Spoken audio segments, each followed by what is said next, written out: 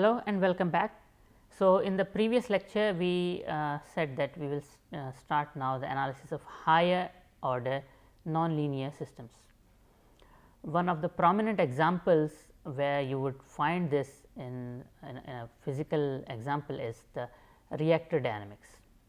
We will take this particular situation in the next 3 lectures in fact, but before we go about analyzing a reactor system, which is an incredibly complex system, we first must equip ourselves with a basic understanding of higher order nonlinear systems, so that we can perhaps use those concepts in studying relatively complex problems.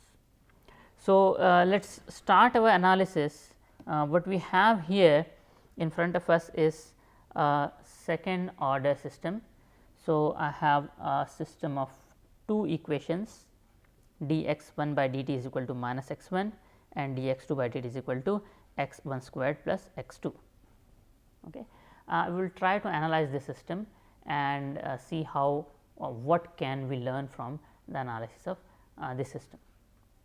So, not every system of equations which is nonlinear can be solved easily by sequentially solving individual equations, even if they are coupled, and therefore, linearization is something which we generally resort to for solving such systems. But one question which arises is that can we always do linearization and analyze the system in linear domain and try to make conclusion about non-linear domain? Will it always be possible? Or are there some situations where we can get in fact misleading results? This particular example and the next one will give us very good examples of when we can actually rely upon linearization and when we should not. So, let us first try to solve this problem using our usual method, if at all it is possible to do so. So, the first equation has only x 1. So, I can write dx 1 by dt is equal to minus x 1, from where I can write x 1 is equal to c 1 e to the power minus t.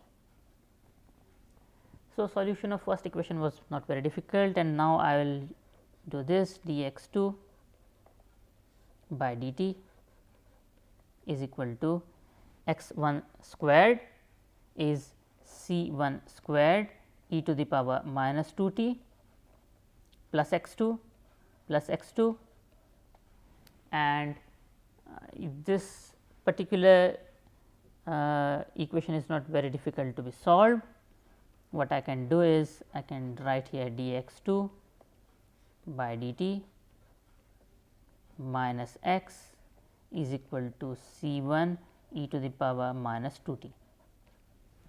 I can solve this equation using the method of integrating factor. It has to be x 2. So, I can multiply both the sides by e to the power minus t. So, e to the power minus t dx 2 by dt minus e to the power minus t x 2 is equal to c 1 e to the power minus 3 t, from where I can write d by dt of e to the power t minus t x 2 is equal to c 1 e to the power minus 3 t, and now I will do an integration. So, I can write this as e to the power minus t x 2 is equal to minus c 1 upon 3 e to the power minus 3 t plus another constant c 2, from where I can write the expression for x 2 as c minus c 1 upon 3 e to the power minus 2 t plus c 2 e to the power So, I have equation 1 and I have equation 2. Fine. So, now for this particular example, it was possible to solve this equation easily, and we explicitly got the answers for x 1 and x 2. So, let me write down the expressions. So, let me write down both the equation as well as the expressions. So, the equation is this dx 1 dx 1 by dt is equal to minus x 1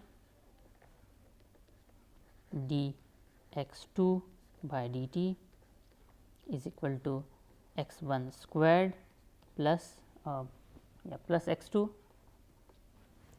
and my solutions were x 1 is equal to c 1 e to the power minus t, and x 2 was minus c 1 by 3 e to the power minus 2 t plus c 2 e to the power t. These were the solutions. Now, can I develop the phase portrait of this system using these solutions?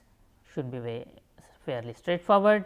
In the phase portrait, what I should have is on one axis I should have x 1, on the other axis I should have x 2. Okay.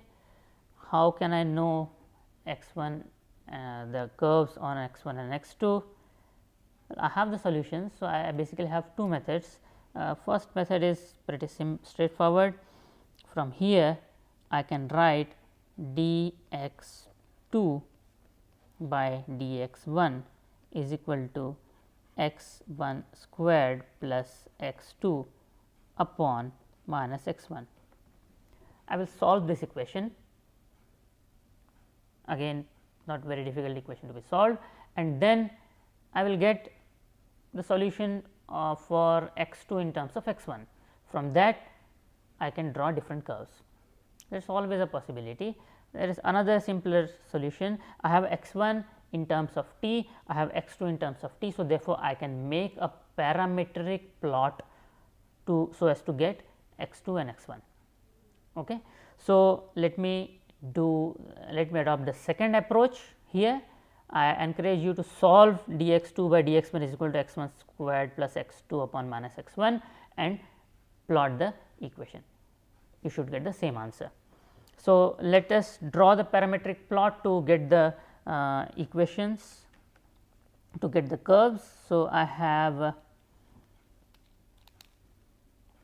so the way I would draw a parametric plot is this, very simple, c 1 e to the power minus t and this is comma minus c 1 upon 3 e to the power minus 2 t plus c 2 e to the power t. Okay. So, now the plot is in front of you, and what I can do is I can increase the parameter t from minus 100 to 100. Okay. The plot is in front of you, one curve is in front of you. So, let me draw this curve, and this curve would be this. Okay. Let me change the values of different parameters so as to get different curves. Let me change c 1, make it negative, and let us see what happens. You get this curve. Let me make another change and let us see what happens. This is what happens. Okay. So, I get this curve, I get this curve, I get this curve, I get this curve and so on. Okay.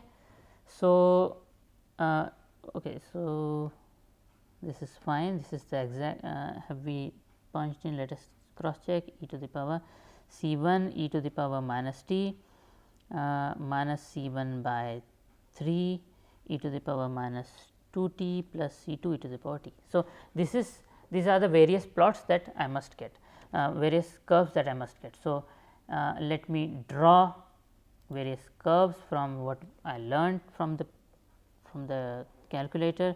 I should get these curves.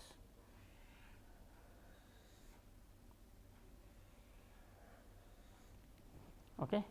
And then as you would see from the solutions, x 1 has e to the power minus t. So, therefore, it should have a convergent behavior along the x axis. So, therefore, and then x 2 has e to the power t. So, it should have a divergent behavior. So, in our previous terms it should have a saddle like behavior. So, I can draw the arrows like this.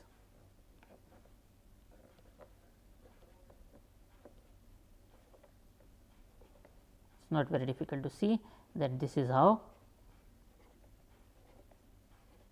the phase portrait would look like. So, this is a saddle like behavior, right. And now, this phase portrait was obtained without by explicitly solving the nonlinear equation. Let me do one thing, let me linearize this equation. Okay. So, I know that 0 0 is a solution, is an equilibrium solution to this system of equations. So, therefore, in close proximity of 0 0, in close proximity of 0 0, my x 1 squared will have a very small value, right. So, if x minus x 1 minus x 1 equilibrium is a small quantity, x 1 minus x 1 equilibrium squared will be an even smaller quantity. So, therefore, one way of linearization is, so I have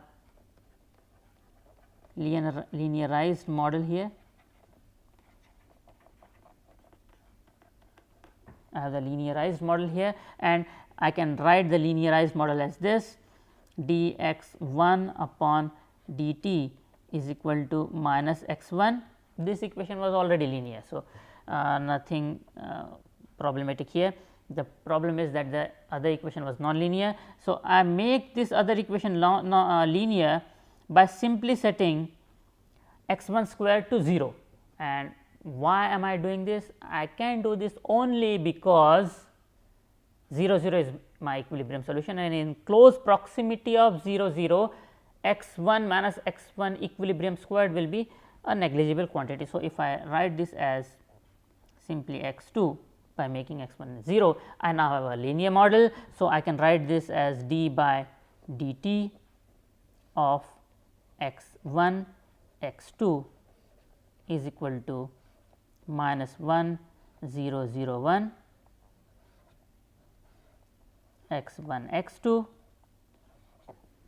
and the solution is very straightforward. I know that the solution is going to be x 1 x 2 is equal to C 1 e to the power minus t 1 0 plus C 2 e to the power t 0 1. We have seen this over and again. Okay. So, for the linearized case, how would the phase portrait look like? Well, the phase portrait is very simple. This is x 1, this is x 2.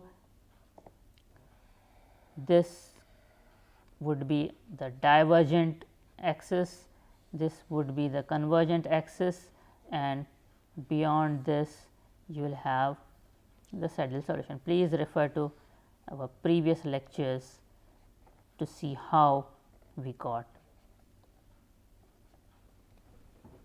this solution or this phase portrait. And what kind of phase portrait is this? This is a saddle phase portrait. So, therefore, about very close to 0 0, both the phase portraits give qualitatively similar behavior. at least qualitatively the behavior is very similar. Both of them show saddle solutions. Let us now take another example. Okay. Now, I have another case where you have dx 1 by dt is equal to x 1 squared and dx 2 by dt is equal to minus x 2. Okay. So, dx 1 by dt is equal to x 1 squared and dx 2 by dt is equal to minus x 2. The solution would be x 1 is equal to 1 upon C 1 minus t and x 2 is equal to C 2 e to the power minus t. These are very simple equations. The solutions are in front of you. So, now can I develop and now what would happen to the linearized form? The linearized form would be dx 1 by dt is equal to 0 and dx 2 by dt is equal to minus x 2.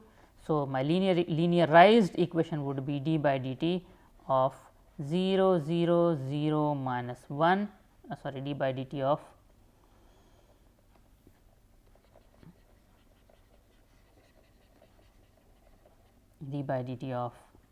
x 1 x 2 is equal to 0 0 0 minus 1 x 1 x 2, where my first lambda is 0 important and the second lambda is minus 1. Let us now compare the two the behaviors of these two cases. So, my first non-linear dynamical solution is this: x 1 is equal to 1 upon C 1 minus t and x 2 is equal to C 2 e to the power minus t. Let me draw this.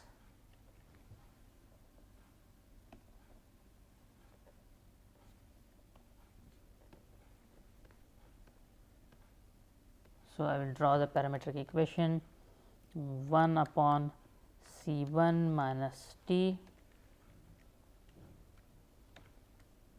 C 2 e to the power minus t.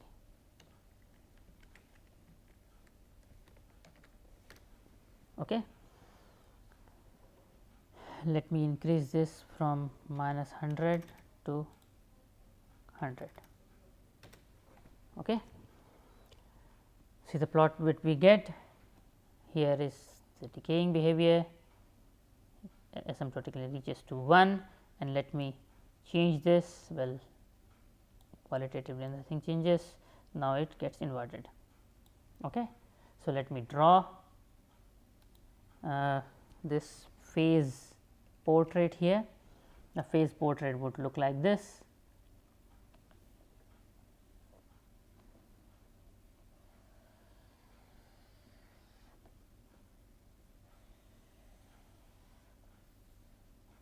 This is x 1, this is x 2. So, the phase portraits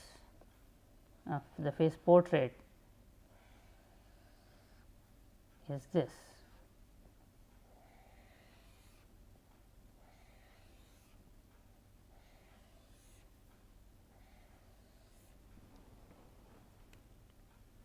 Now, this is strange because we have never come across any situation till now for the analysis of linear systems where the phase portrait would look like this.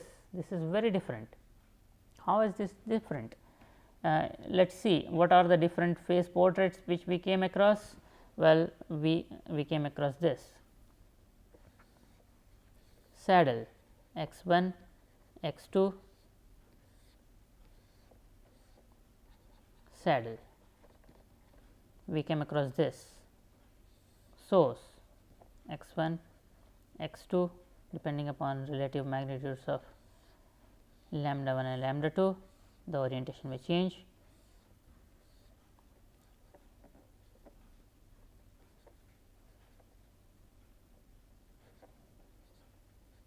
So, this is saddle,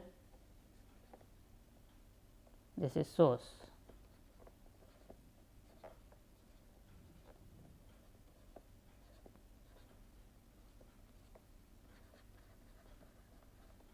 Then you have sink, x 1, x 2.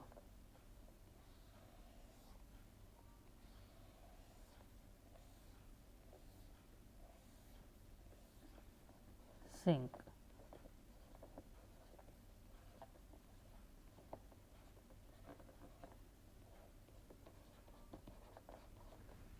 all three for real eigenvalues. Then we had center, x 1, x 2, center. We had spiral source,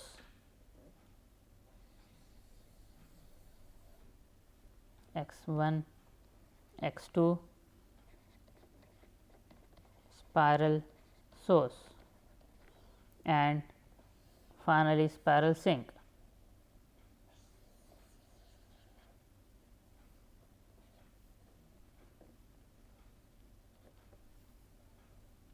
X 1, x 2, spiral sink, and compare it against this particular face portrait which we got in this study, x 1, x 2. There is no way that you can approximate this face portrait to any one of the 6 face portraits that you studied previously, which means that close to this 0 0 solution we are concerned about, we anyway know that you can make approximation only close to 0 0, the equilibrium solution. So, but even close to 0 0 the equilibrium solution, the behavior is very different. And why does this happen? This happened quite simply because in this particular case one of your eigenvalues was 0. So, we have Hartmann-Grobman theorem which will give us an idea about this. So, according to the Hartmann-Grobman theorem, the orbit structure. So, let us first try to understand what is the meaning of orbit structure. Orbit means evolution, right, in a very general sense. So, in a discrete system, for example, if you start with a point and the dynamical system is a system in which the variable changes with time. So, that particular point would keep on evolving in time. So, that would result in an orbit. An orbit structure means the arrangement of different phase lines in a particular region, right. So, the orbit structure of a dynamical system in the neighborhood of a hyperbolic equilibrium point. So, we know the meaning of equilibrium point, but now we have a new term, hyperbolic equilibrium point. We will come to this definition a little later. So, in the neighborhood of a special type of equilibrium point known as hyperbolic equilibrium point is topologically equivalent. Topologically equivalent means the geometrical features of the arrangement of the phase lines. Okay. So, it would be topologically equivalent to the orbit structure of the linearized model, the linearized system. Okay. So, what is the meaning of this? So, what it means is that if you take a nonlinear system and imagine that you have some way to determine its complete phase portrait, then you would be drawing that phase portrait. So, that phase portrait will be a collection of phase lines, and since it is a collection of phase lines, there would be arrangement of these phase lines around the equilibrium point, right. And then what you would do? You would linearize the system and again determine the topological features, which means you will determine the orbit structure, which means you will determine the arrangement of phase lines close to the equilibrium point near the for a linearized system. Now, if the equilibrium point is hyperbolic, then according to Hartmann-Grobman theorem, the topological features would be equivalent, which means the nature, the dynamical nature would be similar. Now, the only thing which is left is to understand what is the meaning of hyperbolic here. Hyperbolic means no eigenvalue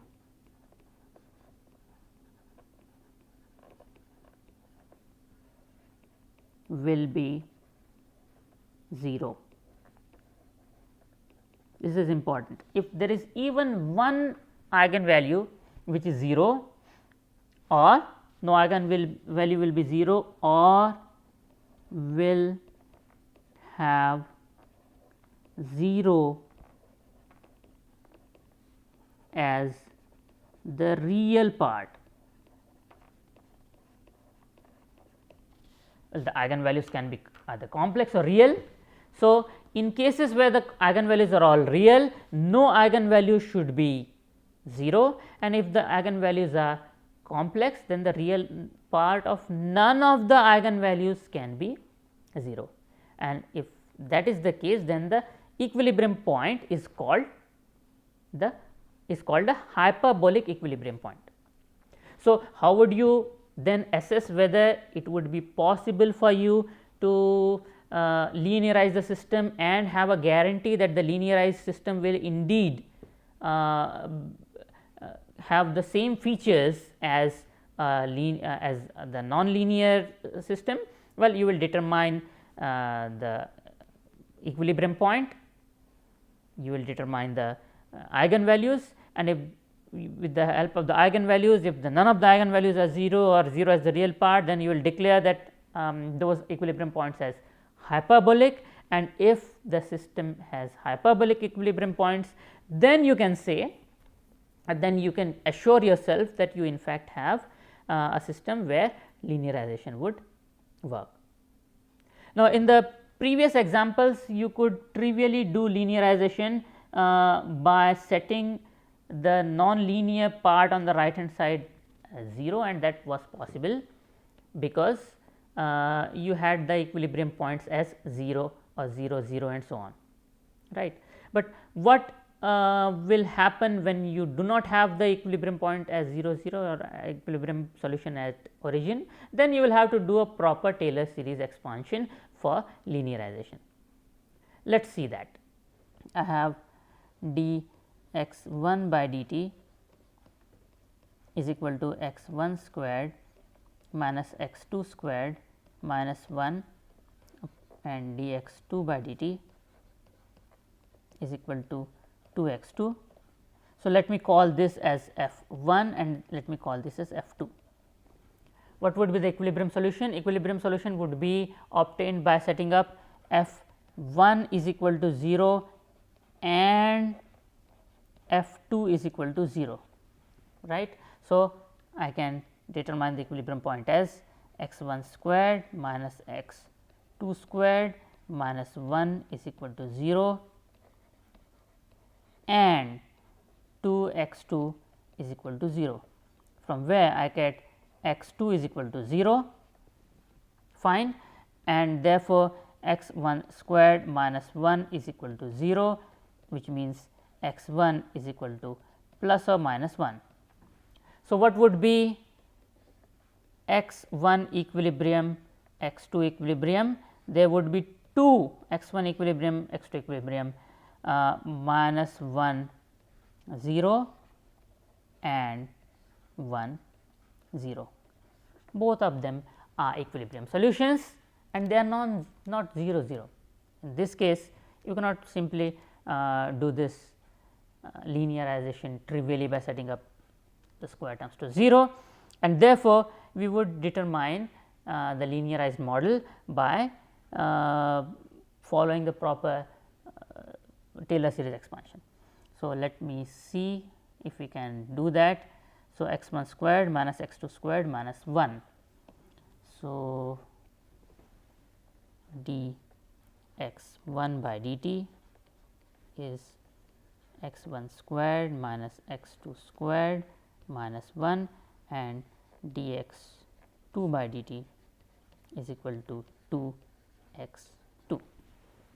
Okay. So, now what I need to do, and I had x 1 equilibrium, x 2 equilibrium is minus 1 0 and 1 0. So, let me do one thing, let me assign this as f 1 and f 2. I will determine the Jacobian. So, del f 1 by del x 1 would be equal to 2 x 1, del f 2 by del x del f 1 by del x 2, del f 1 by del x 2 is equal to minus 2 x 2, del f 1 by del x 2, sorry, del f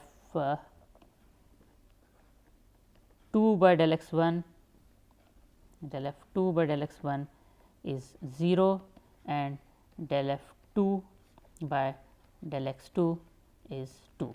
So, therefore, my Jacobian matrix is, the general Jacobian is 2 x 1 minus 2 x 2, 0 and 2.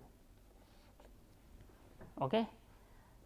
So, in order to get the idea about the solutions, what I will do is I will determine this Jacobian at minus 1 0 and this is going to be minus 2 0 0 2, which have the eigenvalues minus 2 and 2. For the second Jacobian at 1 0, this is going to be equal to 2 0 0 2, which means the eigenvalues are repeated 2 and 2. So, from these eigenvalues I can have an idea about the nature of the solutions, the nature of the linearized solutions. Now, would linearization work in this case? Yes, linearization would work, because none of the eigenvalues are 0. So, I can expect the linearization to work. And finally, can I get an idea about the phase portrait? Well, I can. So, to develop the phase portrait, what I would do is I know that my equilibrium solutions are x 1 equilibrium and x 2 equilibrium are minus 1 0 and 1 0. For this, the eigenvalues were minus 2 and 2. For this, the eigenvalues were 2 and 2. So, let me draw x 1 x 2 here, x 1 x 2. Now, my first equilibrium solution is minus 1 0. So, this is minus 1 0. My second equilibrium solution is 1 0. So, this is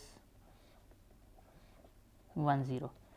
Now, minus 1 0 is associated with two eigenvalues, one of which is positive, the other one is negative. So, it should have a saddle behavior about that point, and 1 0 is associated with both positive eigenvalues, it should have a source behavior about that point. So, how can I draw phase lines which would both conform to this particular situation? Let me see, can I draw this? So, let me do this. What if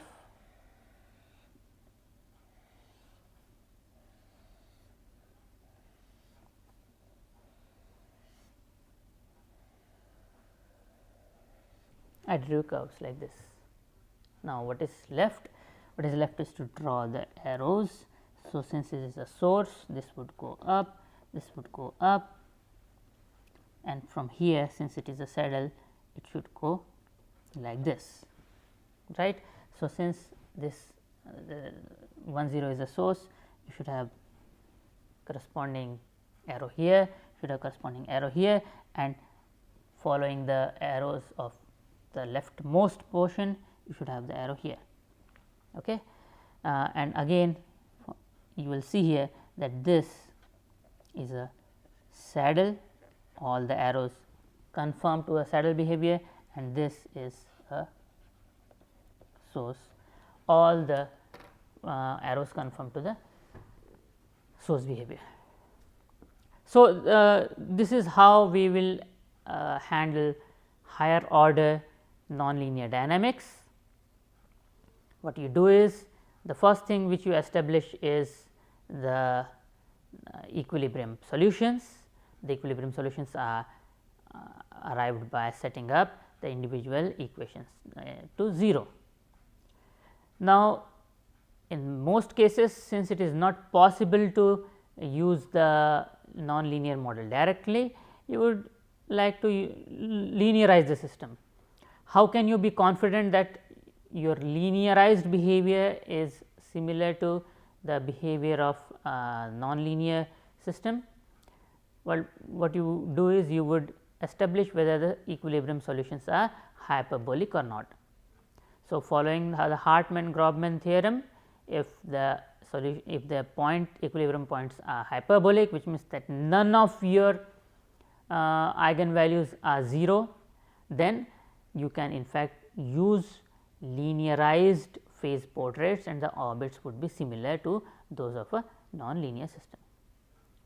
The method which we developed today will be used from tomorrow onwards to analyze the system of reactors in case of transient operation of reactors. Till then, goodbye.